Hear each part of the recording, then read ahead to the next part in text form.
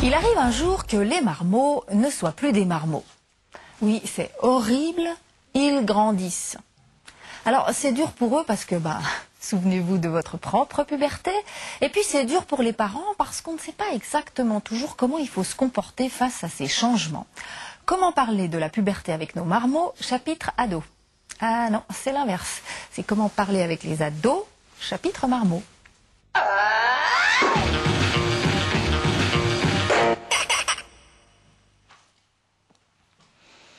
Oui, souvenez-vous de votre puberté, les poils, les boutons, la mue, les règles, les seins, le désir sexuel. Waouh! Et c'est au milieu de cette tempête hormonale que le petit humain doit prendre sa place parmi les grands. Comment marque-t-on ce passage de l'enfance à l'âge adulte sur la planète? Petit tour du monde avec Jochen Bechler et Myriam Gazugoudal. Il n'y a pas si longtemps, les puceaux étaient amenés au bordel par un homme de leur famille en guise de bienvenue dans le monde des mâles. Le corps féminin leur était ainsi révélé. Les jeunes filles, elles, à l'arrivée de leurs règles, étaient accueillies dans le monde des femmes de manière plus... Ça y est. Maman!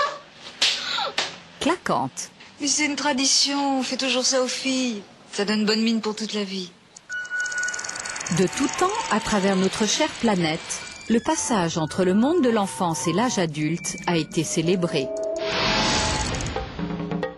Ainsi, au Japon, des fleurs et des pommes confites rouges placées sur la table indiquent aux convives la raison du banquet, à savoir la première floraison de la jeune fille de la famille.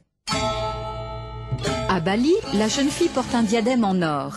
Elle défile devant tout le village. Puis, son père la porte jusque devant le conseil afin qu'elle soit admise parmi les femmes.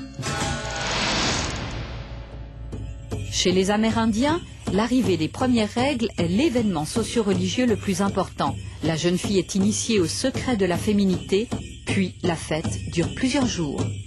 On a tendance à idéaliser un peu la fonction de ces rites de passage. Finalement, ces rites de passage, si on regarde un peu ce que l'ethnologie peut nous apprendre, ne sont pas forcément une partie de plaisir. Ce n'est pas une sinécure, ils ont un côté sombre. On les voit peut-être sous un angle un peu trop poli, naïf et gentil. Effectivement, quand on sépare le garçon de sa mère, c'est pas forcément gentil, ça peut même être violent. Dans les sociétés traditionnelles en Afrique, les initiations des garçons sont très codifiées. Après la séparation, les épreuves, circoncision, scarification, bastonnade. Les souffrances physiques et morales subies par le jeune homme lui permettent de s'éprouver lui-même pour devenir un homme. Les jeunes filles ne sont pas épargnées. À l'arrivée de leurs règles, certaines sont voilées, d'autres excisées. Les rituels visent à canaliser des pulsions ou des tensions qui sont très fortes parmi les jeunes gens qui bouillonnent d'hormones. Donc d'un côté, c'était canaliser la violence, tout ce qui a trait à la force et au pouvoir. D'un autre côté, c'était canaliser tout ce qui a trait à la sexualité, bien entendu. Et puis, troisièmement, d'organiser une passation de pouvoir. Et chez nous aujourd'hui, a-t-on encore des rites de passage symbolisant l'entrée dans le monde adulte ? Longtemps, les rituels religieux, baptême, communion, mariage, enterrement, ont accompagné les étapes importantes de la vie. Mais aujourd'hui, les églises sont désertées, les rites contournés. Et l'armée alors ? Elle n'est plus un modèle, fini son rôle initiatique pour devenir un homme. En d'autres mots, notre société semble déritualisée. Mais ce n'est qu'une apparence. De nouveaux rituels entrent dans la danse.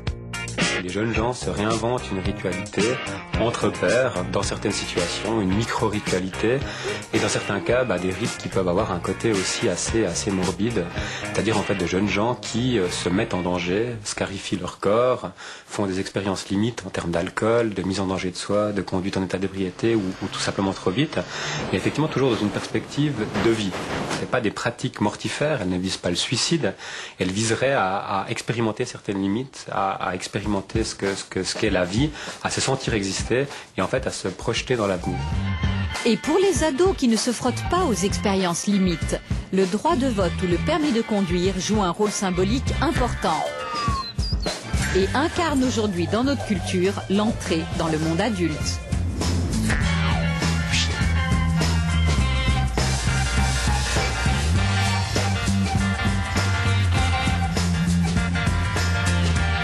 Oui, il n'y a pas de vrai rituel lié à la puberté dans nos régions. Alors, quand ça arrive, on fait quoi? C'est pas toujours facile de parler avec sa fille du désir et des tampons, ou avec son fils du plaisir et des érections. En Suisse romande, l'année dernière, se sont créés des ateliers parents-ados sur ce thème, avec pour objectif de parler de ces choses ouvertement, même si c'est parfois un peu gênant. Ces ateliers rencontrent un franc succès. Dominique Noël et Myriam Gazugoudal y ont assisté. Atelier mère-fille autour de la puberté. Une journée de partage pour que les filles prépubères entre 9 et 13 ans apprennent le fonctionnement de leur corps et les transformations à venir. La présence des mamans va dans le sens d'une transmission entre générations. On va faire la connaissance maintenant avec la scène de la vie. La scène de la vie, c'est ce qui est représenté devant vous en très grand et que chacune d'entre nous, les mamans et vous les filles, nous avons au plus secret de notre ventre. Alors, les organes féminins sont représentés avec tissus et accessoires. Des noms poétiques sont donnés en même temps que les véritables noms des organes génitaux. Moi, j'ai le lieu du grand rendez-vous, trompe utérine, clitoris. Clitoris et hymen. Alors, où est-ce que tu mets ça? Oui, très bien. Et le clitoris, il est représenté par la petite rose que vous avez là. Eh bien, c'est l'organe du plaisir chez la femme. Et nous, on a de la chance, les femmes, parce qu'on a un organe qui est réservé à ça seulement. Au plaisir, dans notre vie sexuelle, dans nos relations sexuelles, c'est l'organe qui nous offre du plaisir. OK? Est-ce que vous avez d'autres questions? Oui. Mais en quoi ça fait du plaisir? Eh bien, peut-être que petite fille, tu as déjà expérimenté ça, quand on touche, ça chatouille. Ça fait des chatouillis, ça fait des sensations agréables. On aborde très très peu la question de la sexualité au sens de la relation sexuelle, puisqu'on s'adresse à des filles qui sont à l'aube de la puberté. Et on pense que vraiment la première étape, c'est moi et moi. Comment je suis, comment je change, comment mon corps il est beau.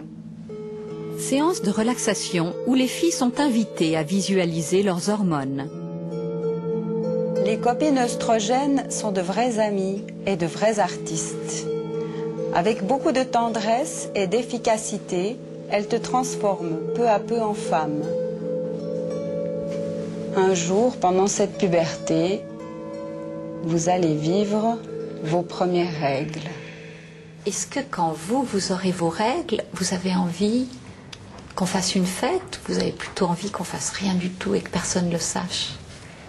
Moi, j'ai plutôt envie qu'on fasse une fête, quelque chose de spécial. Moi aussi.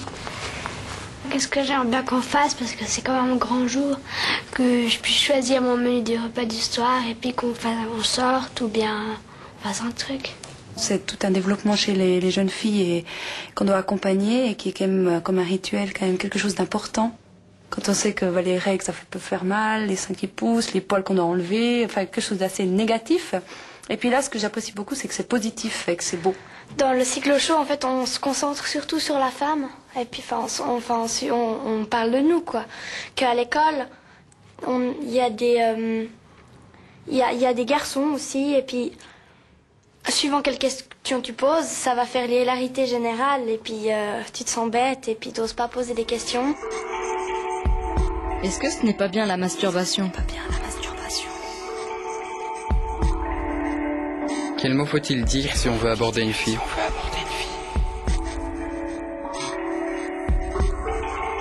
Comment découvrir et utiliser ses parties intimes?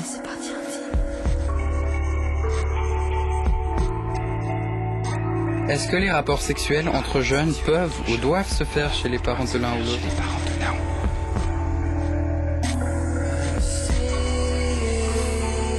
Comment aborder le sujet des filles avec son père?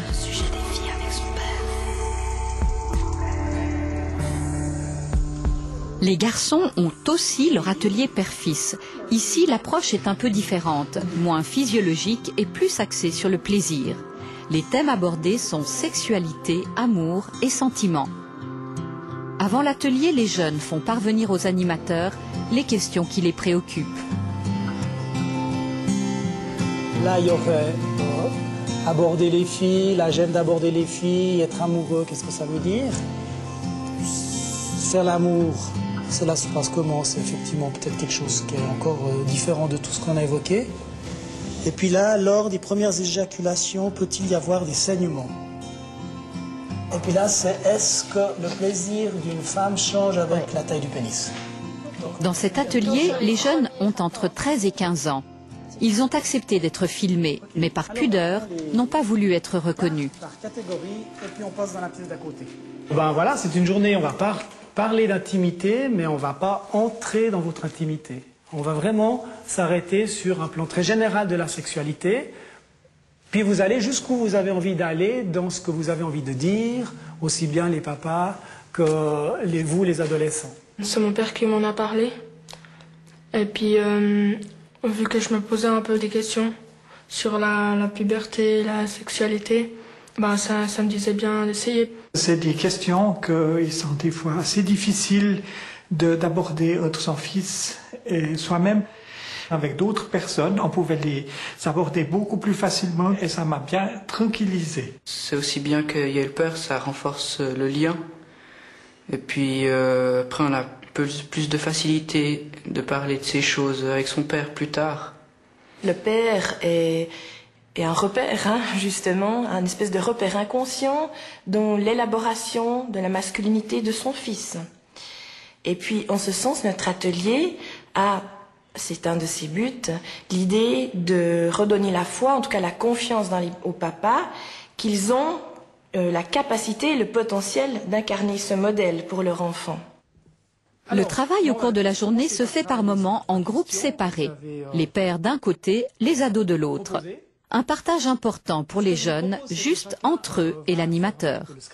Alors l'idée, c'est pas moi, dans un premier temps, qui vais répondre aux questions. Moi, je sais que vous avez plein de compétences, vous avez déjà plein d'idées.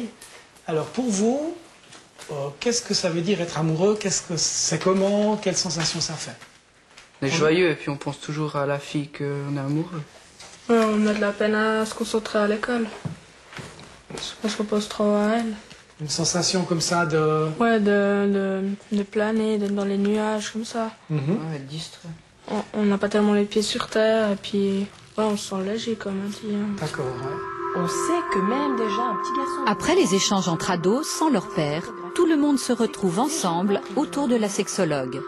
Eh bien, l'érection, c'est un phénomène réflexe. On ne peut pas le contrôler. Si je vous dis, allez, maintenant, les garçons, mettez-vous en érection, c'est pas possible. Vous ne pouvez pas décider tout d'un coup. Hein, parce qu'il y a des érections qui sont dues au désir. Hein, on a envie de quelque chose de sexuel. Et puis aussi des érections qui sont un peu des érections de contrôle pour vérifier que ça marche, que votre corps, il est toujours ad hoc. C'est par exemple les érections matinales, il y en a aussi dans la nuit, mais il peut aussi y en avoir pendant la journée. Finalement, qu'est-ce que vous souhaitez amener à travers ces ateliers?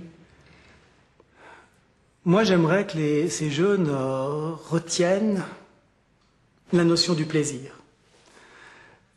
D'abord, le plaisir vers soi-même, dans la découverte de son corps, de ses sensations. Je suis bien, je suis en harmonie avec mon corps, avec mes sensations, avec ce plaisir. Et puis je pense qu'à partir de là, cette notion de plaisir, elle va être partagée. C'est le plaisir d'aller à la rencontre de l'autre.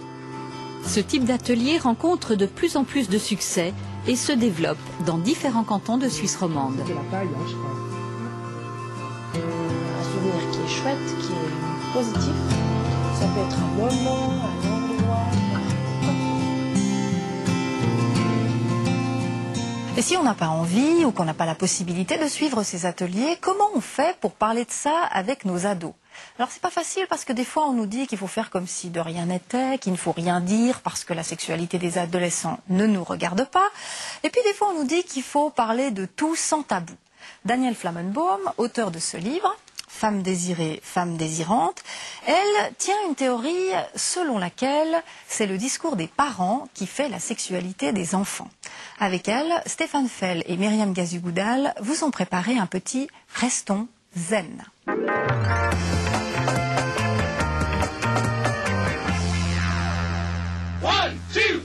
Quand le corps des jeunes se transforme, comment réagir en tant que parent? Faire des remarques, surtout ne rien dire?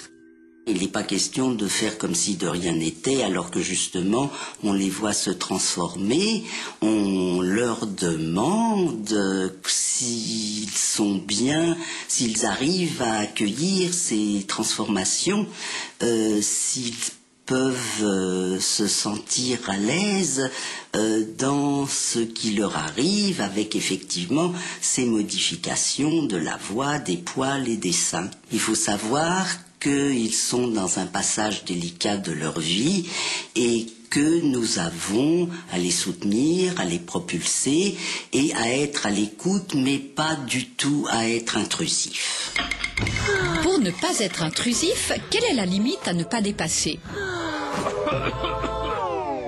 Jusqu'où aller, hein? Eh bien, il faut savoir qu'il est interdit, je dirais, pour les parents de vouloir savoir ce qui se passe en dessous de la ceinture de son adolescent ou de son adolescente. Ça ne les regarde pas. Hein, nous n'avons pas à être intrusifs par rapport à leur vie sexuelle et nous n'avons pas non plus à les prendre pour confidents. Face aux transformations de l'adolescent, faut-il saisir l'occasion pour discuter amour et sexualité? On ne peut pas penser que de commencer à parler sexualité au moment de l'adolescence soit suffisant pour qu'un enfant se construise. C'est déjà beaucoup trop tard. La sexualité d'un adulte se construit dans la petite enfance, je dirais d'une façon générique avant 7 ans. Et de quoi il s'agit dans cette transmission? Il s'agit d'être ouvert et attentif pour répondre aux questions. Ça se fait par la parole, mais pas seulement la parole, pas seulement par les mots. Je veux dire que si une famille vit une sexualité épanouissante, l'épanouissement va diffuser dans l'air ambiant et il y aura à peine besoin d'en parler puisque ça fera partie de la vie. Les mères ont-elles un rôle particulier à jouer vis-à-vis de leurs filles? Les mères, quand elles s'occupent de leur petite fille, au moment de la toilette, elles ont à leur apprendre les parties, quand on apprend les parties du corps, hein, ça c'est avant 3 ans, hein, on apprend la bouche, les yeux, les doigts, le sexe, hein, on peut tout à fait nommer le clitoris à l'extérieur, la vulve à l'extérieur, et dedans, il faut nommer ce qui ne se voit pas. Hein? Il faut nommer les ovaires, l'utérus, hein? Comment plus tard, quand elle sera grande, elle sera contente d'accueillir l'homme qu'elle a choisi dans son corps à ce niveau-là. C'est absolument fondamental. Et quand cette notion n'a pas été transmise, le corps de cette jeune ne le sait pas, et c'est une blessure épouvantable que d'être une femme et de ne pas savoir vivre son état de femme.